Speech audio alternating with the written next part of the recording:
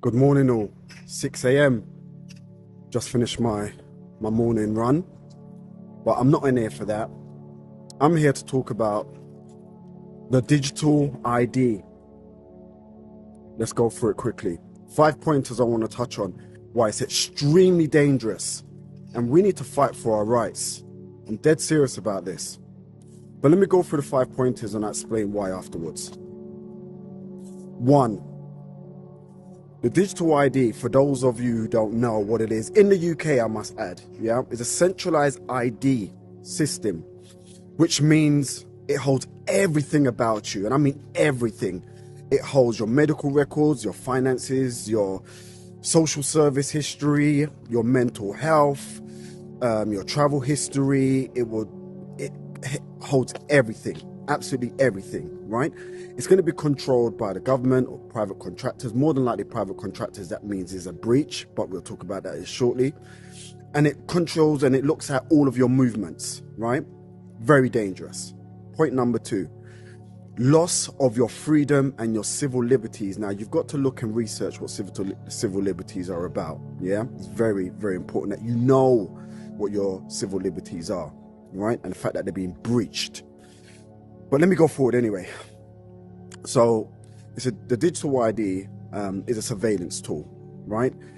It's a surveillance tool that it will surveillance in real time, by the way, your social services, your banking, as I said before, your voting, if you've vaccinated or not. And if you haven't vaccinated and you don't comply, your ID is switched off, and then access to your bank and all the rest of it.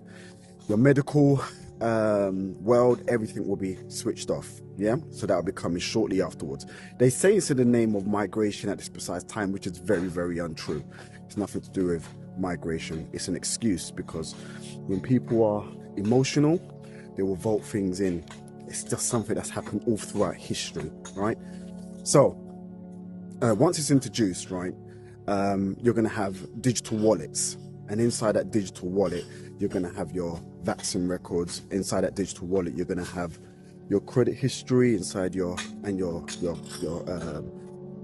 credit score and stuff that's going to be inside of it as well. And if you don't comply, if you don't fall in line, it will be either restricted or switched off.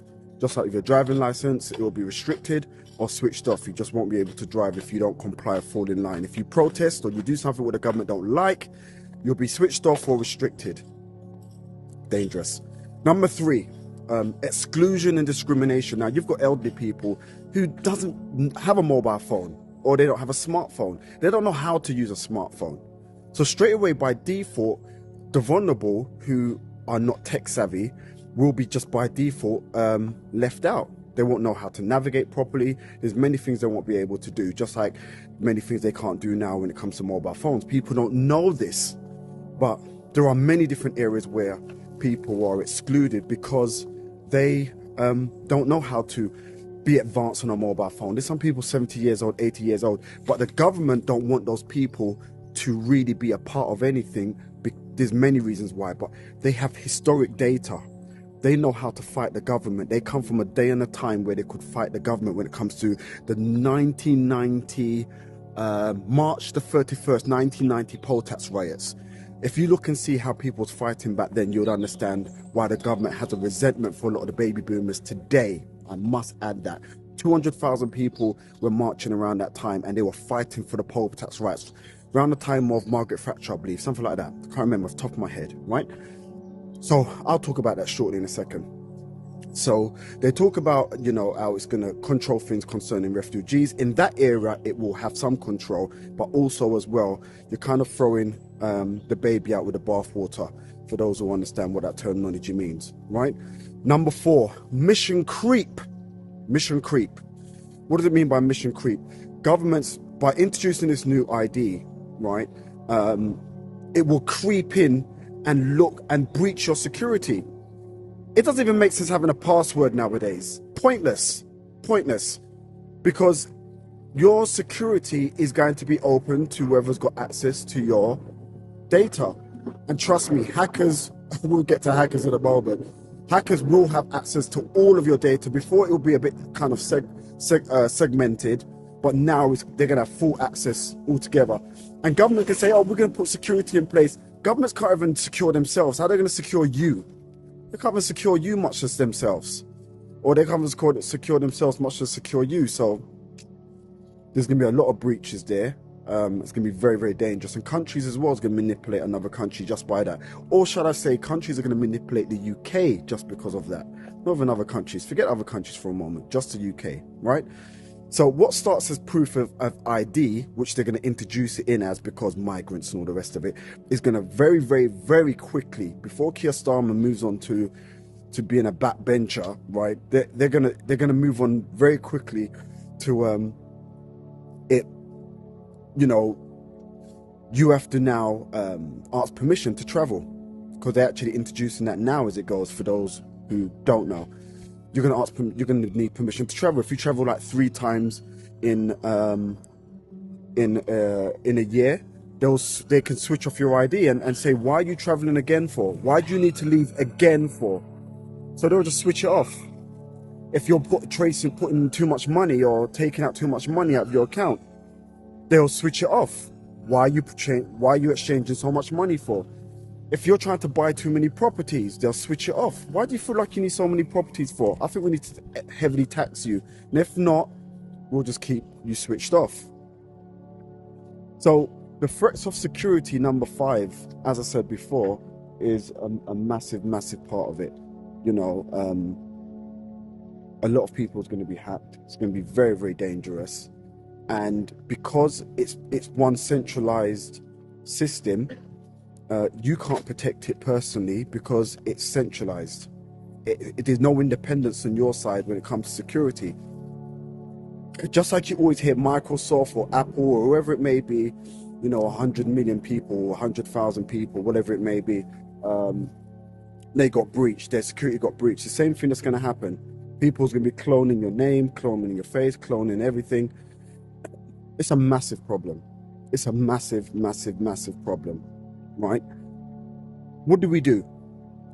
First and foremost, the first thing that you do, now that I've said all of that, is learn, study.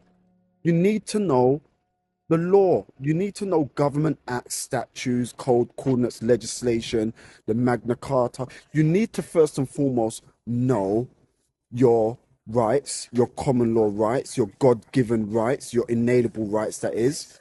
You need to know acts and statutes. You need to know how to fight. And I'm not talking about physical fighting here. I'm talking about fighting, knowing your laws. I've stated so many times, but people are just so busy wrapped up in TikTok world and wrapped up in Instagram world. They don't want to take a book out anymore. They don't want to take out a book and do their proper due diligence. Here's the problem with AI. AI is made originally by an algorithm. The question that you got asked by default is, who made the algorithm? That's one of the best questions to ask when it comes to the information you're receiving today blindly without doing your own due diligence. Who made the algorithm to the AI that you're now going to? And once you figure that one out, because I'm not going to tell you that, I can't give you everything. You got to do your own due diligence. But once you figure out who made the AI algorithms, then you'll figure out very quickly why AI is not the place to blindly go to just receive your rights, your acts, your statutes, your code, your coordinates. This is the reason why so many people, when it comes to education, they're failing, again, Fs, because they're following ChatGTP and all the rest of it very blindly, not knowing who made those algorithms. They're following Black history, Asian history, German history blindly, and they're getting wrong information because who made the algorithm that made the AI? Listen, if you want us to really survive in this world, it's time for you to stop being lazy. Do your due diligence. Fight. Fight. Not physically, psychologically, spiritually, and legally.